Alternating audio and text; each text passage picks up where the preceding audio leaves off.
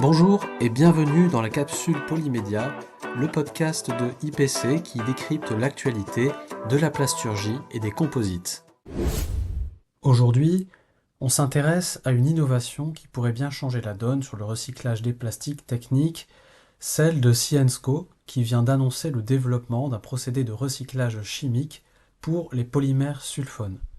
Avant de parler de cette avancée, rappelons de quoi on parle.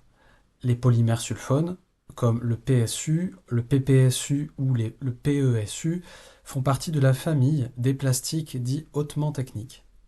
Ils sont utilisés dans des domaines où les matériaux classiques ne suffisent pas, aéronautique, santé, électronique, filtration d'eau, bref, partout où il faut de la résistance à la chaleur, aux produits chimiques et une grande stabilité. Leur atout principal, c'est leur durabilité exceptionnelle.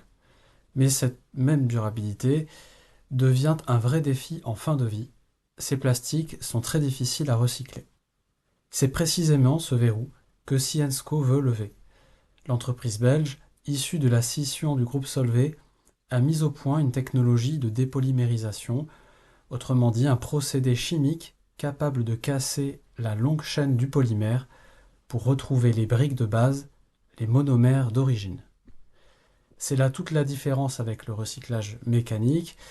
Ici, on ne se contente pas de broyer ou refondre le matériau, on le ramène chimiquement à son état initial. Ces monomères peuvent ensuite être purifiés et repolymérisés pour produire un plastique neuf avec les mêmes performances que la matière vierge.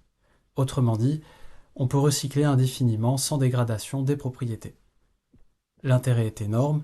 Non seulement on peut valoriser les rebuts de production, mais aussi, à terme, les pièces en fin de vie, issues de secteurs exigeants, comme des composants d'avion, des dispositifs médicaux ou des membranes de filtration. C'est une première étape vers une circularité réelle dans un segment de marché où jusqu'ici le recyclage était quasiment impossible. Mais cette innovation